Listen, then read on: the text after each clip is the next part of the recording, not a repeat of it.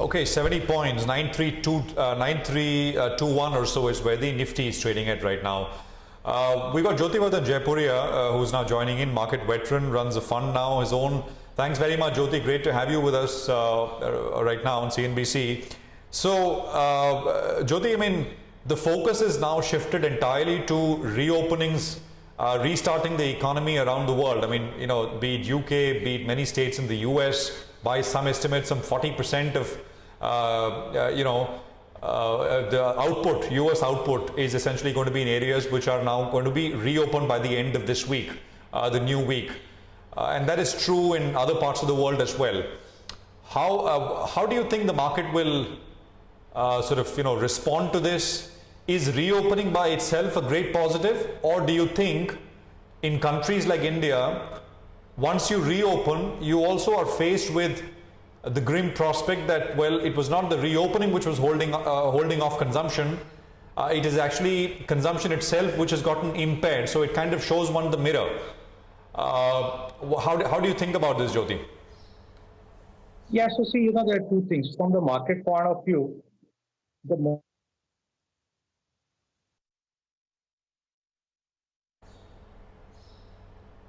we lost that feed, so we'll do one thing. We'll try and get back to Jyoti in just a bit. The Nifty for now is coming off a little bit from its highs, actually, so don't lose sight of that. I think Jyoti is still with us. Jyoti, hi, good morning. I mean, you were trying to respond to Prashant's question, but we lost that link a bit. Please go ahead. Yeah, so, like the moment infections started coming down or they started flattening out across the world, then for the market, it became that, okay, now, it's at some point we'll start to see the reopening coming in. Now, the second crucial thing will be once we have reopened, do we get into another second wave? Like we've seen it in some of the other countries where they reopened. In Korea, you started seeing a second wave. In Singapore, you started seeing a second wave.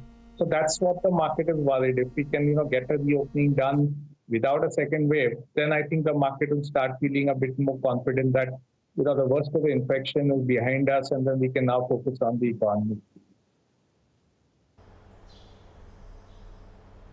Jyoti, let's take Hero MotoCorp as an example, right? I mean, it is announced that a third of its dealerships are now open with, of course, they're following the required safety norms, precautions, etc. Just taking that as a sector, maybe is not fair because it is more rural exposed and rural areas have been less affected. But because there are some who believe that consumption is going to come back with a bang once the reopening happens, and the others who believe, well, that won't be the case. Where are you on this? So, like if we take two-wheelers as an example, so our thought is, what will happen is, one is we see more rural-oriented consumption items do better than the urban areas.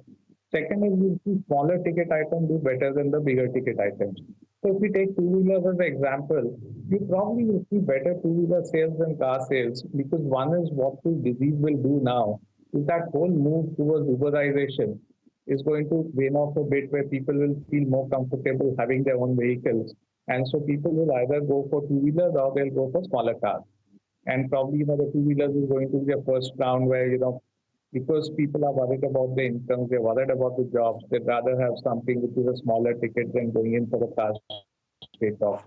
So you will see that whole, there's a secular shift where we said, okay, the car sales are now going to fall out because we don't want ownership because of Uberization. That will take a U-turn now, because now people will want the comfort of their own vehicle because they're just too worried about the disease. Okay, got that. Well, the market is off its highs, by the way, so don't lose sight of that. The Nifty, the high point was about 94.39. We are at 93.31 right now, so it's a 100-point fall from the highs that we're seeing on the index itself. Jyoti, hi, morning. I wanted your thoughts on how to approach some of these banks like ICICI Bank that are sulking a bit post their earnings. Do you see more pressure in these retail-focused banks over the months to come? Yeah, so Sonia, the banks are going to the big spot because they are going to take a lot of the hit. There's a moratorium already for 3 months, which, most people are now saying 30 to 40% of the customers have taken. There's a possibility the moratorium gets extended also. Plus, a lot of the worry about the SMEs and MSMEs is going to be faced by the banking sector. So I think the banking sector is at a pressure point over the next few months. But from our point of view, we are looking for levels to buy some of the larger banks because, what will also shift is, more and more people will want to move to deposits again after what's happened with the debt market and the mutual funds.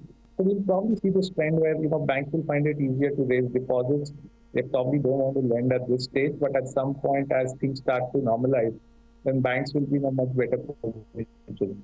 So we think some of the bigger banks are probably the ones which we are looking for on corrections. We'll be adding at them.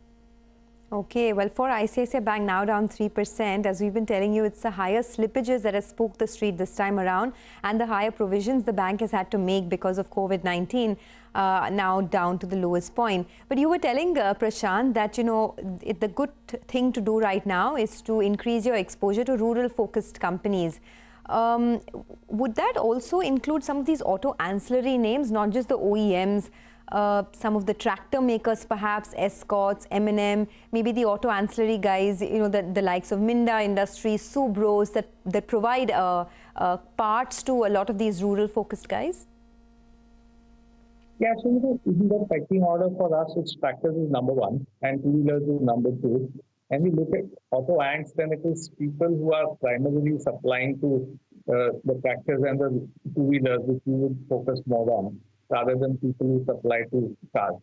Because that's where probably we think the first round of comfort will be where sales will pick up.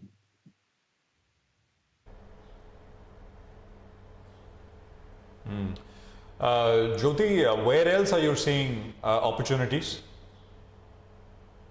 Prashant, the way we are looking at our portfolio is two things. One is the standard bucket, which is doing well now, where there's earnings visibility, which is the pharma and probably telecom and a bit of IT. And the other part is where things have got beaten down quite a bit, and where, if we see government stimulus coming and things starting to revive over 6 to 9 months, then we are seeing that, okay, over there, it may be a longer haul, but things will play out and we can make outsized returns over there. So we are looking at some segments like, cement is one segment which we are looking at, that things could become good if the government stimulus package takes off, which we have been waiting for quite a long time. My guess is, there will be some package for the SMEs coming soon, but a bigger package for, the general industry will be focused on infrastructure, and that probably comes after the lockdown is lifted. So we are looking at something which could benefit from that package, and we are paying that also. Okay, all right. We've run out of time, but thank you so much for stopping by and speaking with us. That's Jyotivardhan Jaipuria talking about what you should be doing in this market. The prudent approach now is to focus on rural-oriented companies because in the rural part of India, there doesn't seem to be too much damage, either in terms of a COVID outbreak or any demand slump. So that's the space that he's looking at right now, and tractor tops his list. But let's shift focus to the telecom space. Sources tell us that the Department of Telecom may accept telecom companies' demand for additional backhaul spectrum. Kritika Saxena joins us with more details on all of this. Kritika, over to you. Well, demand for data as well as voice has gone up by 40 to 60% in some cases in this period. The daily cumulative traffic has surged by approximately 250 petabytes in December to 380 petabytes currently. So the fact of the matter is that telecom operators need to be able to improve their network, and for this they had recommended a set of asks from the government. We understand that government is reviewing it at this point in time, and one of the points that they are reviewing is provision of backhaul spectrum. Now, essentially, backhaul spectrum is used for augmenting signals between mobile towers. So it's not the signal that consumers get directly. It is from point to point and tower to tower. And that particular spectrum is very critical to be able to reduce call drops, to be able to reduce to better voice quality. So we understand that that is being considered, and they may look at a backhaul spectrum additional provision of 11 to 20 gigahertz. Access spectrum is not likely. Access spectrum is the consumer spectrum that is used. Essentially, essentially that is what is auctioned on a regular basis, whereas backhaul spectrum is is priced by administered price. So it's simpler to give backhaul spectrum rather than access spectrum demand. Some telcos had sought 5 megahertz to 10 megahertz. That's been denied altogether. Other provisions that are being looked into is the allowance for dynamic IP addresses based on security measures if they are kept in check, and they're also looking at fast tracking clearance of pending network equipment type approvals and releasing and relaxing the compliance requirements at this point in time. Okay, thanks a lot for that, Kritika. So that's the latest in the telecom space. Before we take a break, here are all the top stories on CNBCTV18.com today. IRCTC hits a 5% upper circuit as the bookings for select passenger trains resume today. Reliance Industries market cap crosses 10 lakh crores as the RIL stock surges above 1600 rupees a piece for the first time since January. And Mumbai super luxury property prices are down 10 to 15%. CLSA notes distress selling by investors. Don't forget to log on to CNBCTV18.com to watch the live market coverage and get updated with the latest news and stories.